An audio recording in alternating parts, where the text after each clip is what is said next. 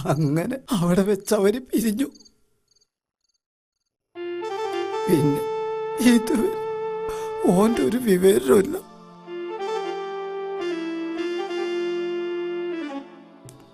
Oppo കല്യാണം കഴിച്ച് വേറൊരു ജീവിതമായിട്ട് ഇങ്ങനെ കഴിയുന്നുണ്ടാവും. ജീവിതത്തിൽ നിങ്ങൾക്ക് ദുഃഖം മാത്രമേ ഉണ്ടായിട്ടുള്ളൂ അല്ലേ? ബേജാറാവണ്ടെന്ന്. ഈ ദുഃഖത്തിന് പടച്ചവൻ വലിയൊരു സന്തോഷം നിങ്ങൾക്ക് തരും. ഇഞ്ച കുട്ടിക്ക് ഇപ്പൊ ഒരു പൂതി മനസ്സിൽ മുളച്ചിട്ടുണ്ട്. അതെനിക്ക് നടത്തി കൊടുക്കാൻ പറ്റുമോന്ന് അറിയില്ല. അതെന്താണ്? ഇവിടെ വരുന്ന നിഷാദിന് ഓക്കിഷ്ട. എന്നോട് പറഞ്ഞിട്ടില്ലേലും എനിക്കതറിയാം. അങ്ങനെയാണെങ്കിൽ നമുക്ക് ഓളോട് തന്നെ ചോദിക്കാലോ. മോളെ, ഈ പ്രായത്തിനിടക്ക് ഈ ഒരുപാട് കണ്ണീര് കുടിച്ചൂലേ? ഇനി എനിക്ക് സന്തോഷമുള്ള ഒരു ജീവിതം കിട്ടും. നിഷാദിന് എനിക്ക് ഇഷ്ടമാണോ? ഇഷ്ടാണ്. എൻ്റെ മോളുടെ ജീവിതം തിരിച്ചു തന്ന ആളല്ലേ നിഷാദ്.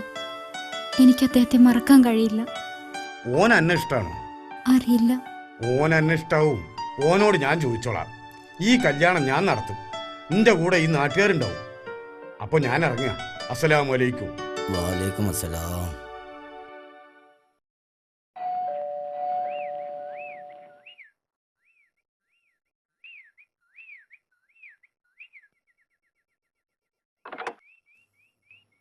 ആരാ നിങ്ങൾ? എന്താ വേണ്ടത്? ഞങ്ങൾ സാന്ത്വനം എന്ന സംഘടനയിൽ നിന്ന് വരിക. പാവപ്പെട്ട മാറാരോഗികളെ ശുശ്രൂഷിക്കുന്ന ഒരു സംഘടനയാണിത്. അതിനിപ്പോ ഞാനെന്താ വേണ്ടത്? ഇവിടെ അസുഖമുള്ള ഒരു കുട്ടിയുണ്ടെന്ന് അറിഞ്ഞു. ഇവിടെയോ?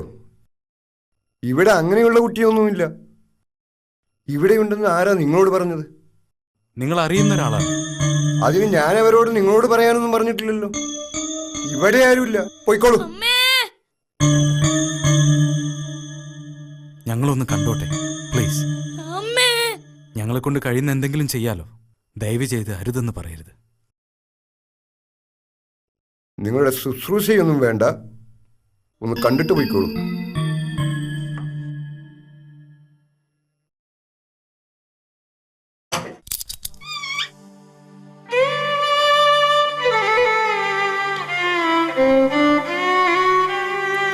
അവൻ എയ്ഡ്സ് ആണ്, അതുകൊണ്ടാണ് ആരെയും കാണിക്കാത്തത്.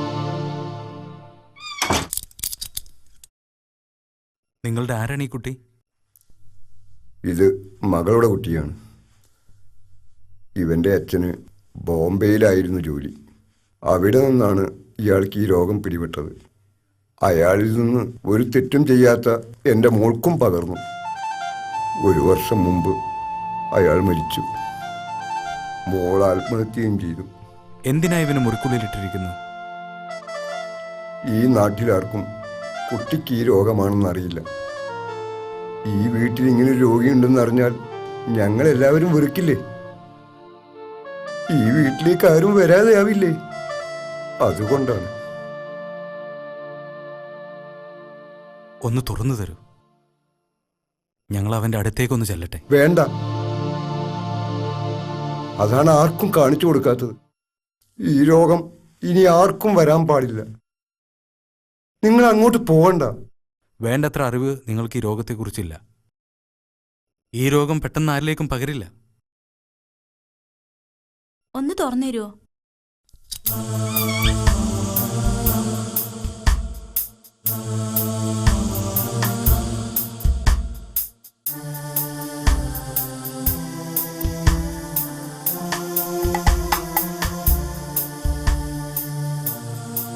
നിങ്ങൾ എന്നെ സൂചി വെച്ച് കൊല്ലാൻ വന്നതാണോ?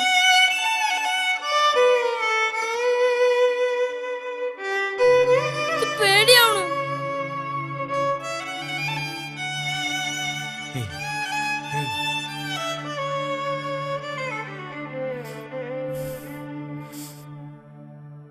മോനോട് ഇതാരാ പറഞ്ഞത്? ആശുപത്രിയിലെ ആളുകൾ പറയുന്നത് ഞാൻ കേട്ടിട്ടുണ്ട്.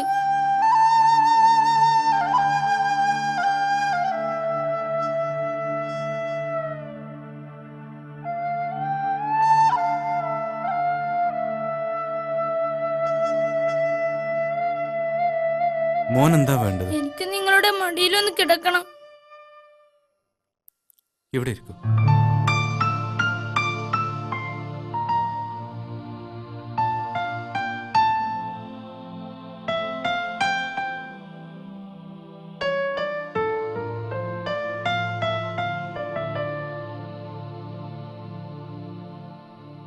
കണ്ടില്ലേ നിങ്ങൾ?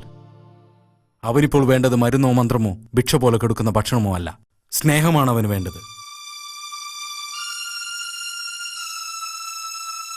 അതിനാണ് അവൻ കൊതിക്കുന്നത്.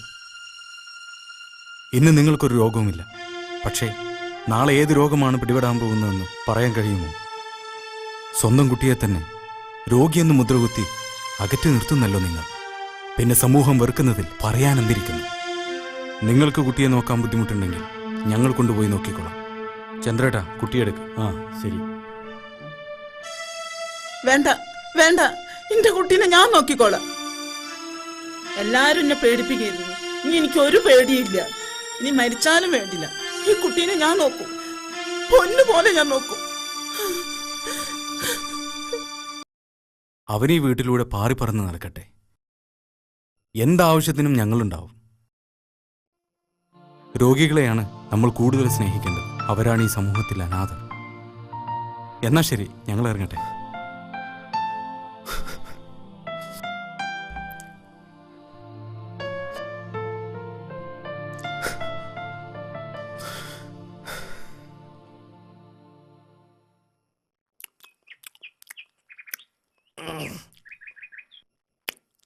മുതലാളി, ഇത് മധുര കയ്പ നോക്കിക്കൂടെ? ഈ ലോകത്തുള്ള സകല അറാമ്പറപ്പും എൻ്റെ അടുത്തുണ്ട്. പക്ഷേ ഇത് വേണ്ട. എനിക്ക് വേണ്ടത് റെജീനയാണ്.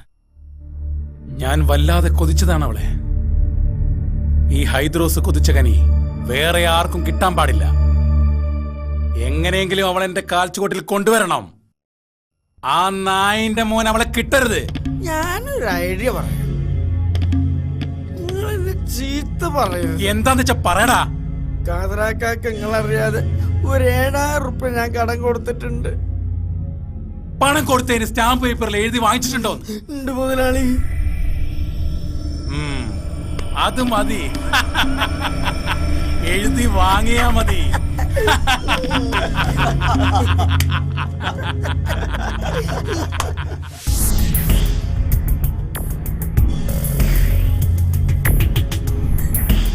കാതറക്ക, സൂക്കേട് കുറവുണ്ടോ?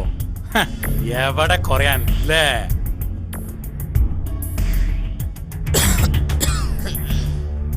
നിങ്ങൾക്ക് എന്താ വേണ്ടത്? ഞാനും കാതർക്കും തമ്മില് ചെറിയൊരു ഇടപാടുണ്ട്. എനിക്ക് കുറച്ച് പണത്തിന്റെ അത്യാവശ്യം ഉണ്ട്.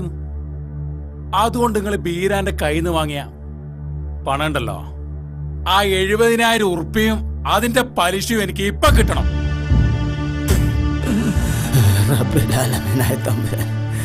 ഞാൻ എന്താണ് ഈ കേൾക്കണത്?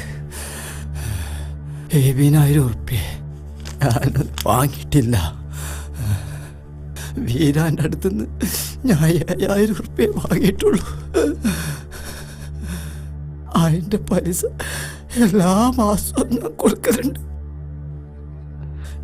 വീരാനോടൊന്ന് ചോദിച്ചു നോക്കും. വീരാനൊന്നും വന്നിട്ടില്ല എന്ന്. ഇത് നിങ്ങൾ ഒപ്പിട്ടല്ലെന്ന്. ഇതിൽ എഴുതിയിരിക്കുന്ന 70,000 എന്നല്ലേ? ഞാൻ ഇത്ര പണം വാങ്ങിയിട്ടില്ല. ഹൈദ്രൂസ് പഠിച്ചോനെ മറന്നൊന്നും പറയല്ല. ഞാൻ നിങ്ങളെ ബുദ്ധിമുട്ടിക്കാൻ വന്നതൊന്നല്ല. ഒന്നുകിൽ ഈ പണവും പലിശയും തരിക, അല്ലെങ്കിൽ നിങ്ങൾ എന്നെ മരുവനാക്കുന്നു. ഇതിലേതാ വേണ്ടതെന്ന് ആലോചിച്ച് നാളെ പറഞ്ഞാ മതി. നാളെ ഞാൻ വരും. അപ്പ പറഞ്ഞില്ലെങ്കിലേ ഈ ഹൈദ്രോസിന് വേറെ സ്വഭാവം കൂടിയുണ്ട്. അത് നിങ്ങൾ കാണും. നാ പോട്ടെ.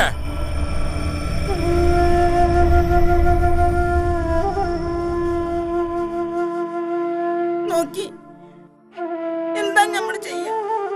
നമ്മൾ ചതിച്ചതാ.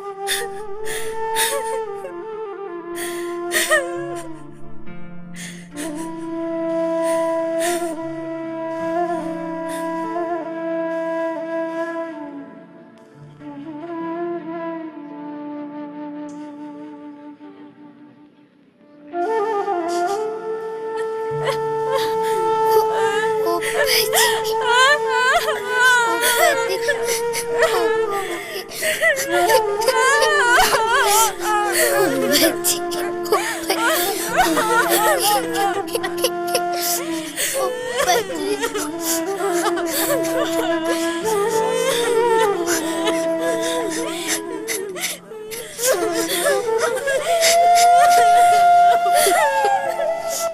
അങ്ങനെ അങ്ങേരും രക്ഷപ്പെട്ടു. ഇനി ആ കൊച്ചുങ്ങൾക്ക് ആരാ ഉള്ളത്? അറ്റാക്ക് ആയിരുന്നു അല്ലേ? അറ്റാക്ക് ആയിരുന്നു. ഇന്നലെ ആ ഐദ്രോസ് വന്നിട്ട് എന്തൊക്കെയോ പ്രശ്നം ഉണ്ടാക്കി. അതിന്റെ മനപ്രയാസം കൊണ്ടാ ഇത്ര എളുപ്പം ആള് തട്ടിപ്പോയത്. ബേബി ചേട്ടാ, ആചാര്യക്ക് അവിടെ അല്ല, മൂപ്പരെ പേരക്കുട്ടിയുടെ കല്യാണം ഉറപ്പിക്കാൻ നാട്ടിലേക്ക് പോയതാണത്രേ. അങ്ങേരുണ്ടെങ്കിൽ ഒരു സമാധാനമായിരുന്നു. ആ കൊച്ചേ, നീ അകത്ത് ചെന്ന് ടീച്ചറോട് ഇനി ആർക്കെങ്കിലും വിവരം അറിയിക്കാനുണ്ടോ എന്ന് ചോദിര്. വേഗം ചെല്ല്.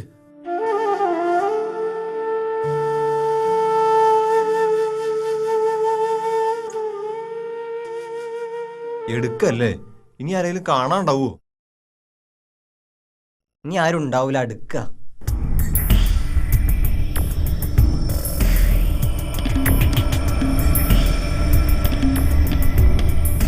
എടുക്കാറായോ? ആയി. എന്നാ നിക്കട്ടെ. അതിനു മുമ്പ് ഞാനും ഇയാളും തമ്മിൽ കുറച്ച് പണമിടപാടുണ്ട്. അതാരാ തീർക്ക? പള്ളിയിൽ വന്നൊരു പ്രശ്നം ഉണ്ടാക്കണ്ടെന്ന് വെച്ചാ ഇവിടെ വന്ന് ചോദിച്ചത്. ഐദ്രോസേ, ഈ നേരത്താണോ പ്രശ്നം ഉണ്ടാക്കുന്നത്? ഇതൊന്ന് പള്ളിക്കെടുത്തോട്ടെ, എന്നിട്ട് നിന്റെ പ്രശ്നത്തിന് പരിഹാരം ഉണ്ടാക്കാം. ഞാൻ പ്രശ്നം ഉണ്ടാക്കുന്നില്ല. നിങ്ങളേക്കോ എന്റെ പണത്തിന്റെ കാര്യം? ഈ കൂടി നിൽക്കുന്നവരിൽ ആരെങ്കിലും ഏൽക്കോ എന്റെ പണം? ഏറ്റാ മാത്രം പോരാ, ഞാൻ ചോദിക്കുന്ന സമയത്ത് തരണം. ഞാൻ തന്നോളാം. എന്റെ പാപ്പ തരാനുള്ള പണം ഞാൻ തന്നോളാം. അത് പോരെ, ഇനി ഞങ്ങൾ എടുത്തോട്ടെ. അത് മതി, അവളേറ്റാ മതി.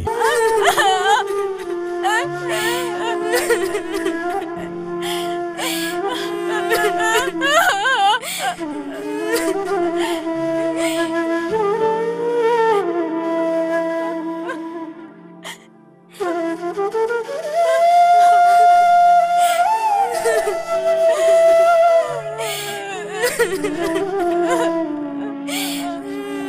ha ha!